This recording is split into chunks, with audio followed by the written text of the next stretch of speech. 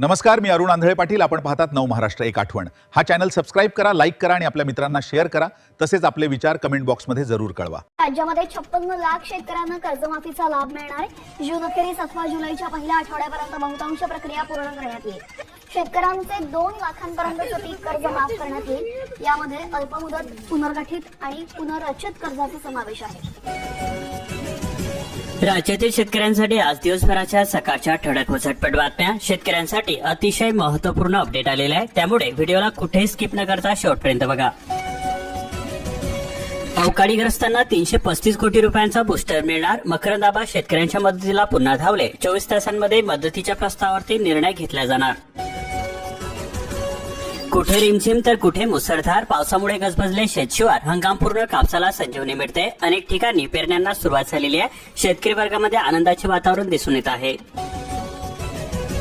राज्यामध्ये केवळ 3% पेरण्या पूर्ण झालेल्या असून मान्सून सक्रिय झाल्याने पेरा वाटण्याची आशा पल्लवित झालेली आहे. आंबा काजू उत्पादकांच्या भरपाईवरून कृषी मंत्र्यांना घेरलेल्या सत्ताधारी विरोधी आमदारांचा जोरदार गोंधळ झालेला आहे. नितेश राणे यांची मध्यस्थी. 12,000 सोसायट्यांचे संगणीकरण पूर्ण झालेले असून सहकार आयुक्त तावरे 29 जूनपासून सहकार सप्ताह. तोतापुरी आंब्याला 15,000 रुपयांचा दर मिळतोय. अमरावती बाजारामध्ये आंब्याची आवक स्थिर असून केसरला सुद्धा पसंती मिळते. भीमराव कांबळेला फाशी की जन्मठेप होणार. 29 जूनला याच्यावरती शिक्कामोर्तब केला जाणार. नसरापूरचा हैवान हा दोषी ठरला. आरोपीला फाशीची शिक्षा द्या. संघटना, महिला आणि कुटुंबाची मागणी केली जाते. राज्याच्या इतिहासामध्ये अवघ्या 58 दिवसामध्ये खटल्याची सुनावणी पूर्ण झालेली आहे.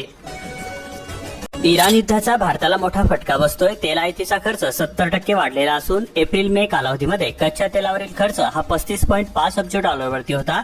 दरवाढीमुळे पडला अर्थव्यवस्थेवरती भार. बापरे, मुद्रांक शुल्कमध्ये 20,000 कोटींचे घोटाळे झालेले आहे. महालेखपालांचे विशेष कृती दल 5 वर्षातील प्रकरणाची करणार सखोल चौकशी. महसूल मंत्री बावनकुळे यांची विधानसभेमध्ये मोठी घोषणा करण्यात आली.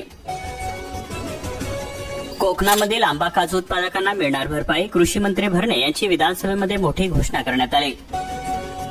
सोयाबीन पेरणीची घाई नको, योग्य वेळेवरती पेरणीच ठरेल. भरघोस उत्पन्नाची गुरुकिल्ली. अवकाळीग्रस्त शेतकऱ्यांना 10.99 कोटींची नुकसान भरपाई मिळणार. बुलढाणा जिल्ह्यामध्ये मार्च अवकाळी पावसामुळे झाले होते मोठे नुकसान. सोने 2,800 रुपयांनी तर चांदी 5,000 रुपयांनी स्वस्त झालेली आहे. सोन्याचा दर प्रति 10 ग्रॅम 1,45,300 रुपयांवरती आलेला असून मागील सत्रामध्ये हा दर 1,48,100 रुपये होता. चांदीचा दर प्रति किलो 2,26,000 रुपयांवरती आलेला असून मागील सत्रामध्ये तो 2,31,000 रुपयांवरती होता. काळ्या हळदीला मिळाला 22,000 रुपयांचा भाव. हळदीची एकूण आवक 7,500 क्विंटल पार गेलेली आहे. आदराच्या 4थ्या दिवशी पाऊसधारा सर्वत्र रिमझिम आणि रेडेत ओढ्याला पूर आलेला आहे. करमाळा, माळशिरस तालुक्यामध्ये ओढे नाले वाहिलेले असून माढा, बार्शी तालुक्यामध्ये रिमझिम पाऊस झालेला आहे. पाऊस अत्यल्पच असून तरी सुद्धा 5,500 हेक्टरवरती पेरणी झालेली आहे. पाऊस अवघा 47 मिलीमीटर. सोलापूर परिसरामध्ये तसेच करमाळा, माळशिरस व सांगोल्यामध्ये पाऊस हा मध्यमच आहे. नोंदणीसाठी शेतकऱ्यांची कटकट मिटलेली असून आता सहाय्यकच करणार ई पीक पाहणी. शेतामध्ये जाऊन प्रत्यक्ष करणार पाहणी. अॅग्रिस्टेक करणे बंधनकारक ठरणार. केळी लागवड दाखवून पीक विमा लाटणाऱ्यांवरती आता कारवाई होणार. केळी पीक विमा योजनेमध्ये 2 कोटी लुबाडण्याचा प्रयत्न झालेला आहे. कमी क्षमतेच्या उपकेंद्रांमुळे वीज हानी होते. आधुनिक 19 नवी उपकेंद्रे उभारणार. छत्रपती संभाजीनगर जिल्ह्यामध्ये 7.5 लाखांपेक्षा अधिक ग्राहक आहे. शहर व ग्रामीण भागात विजेची सतत वाढती मागणी आहे.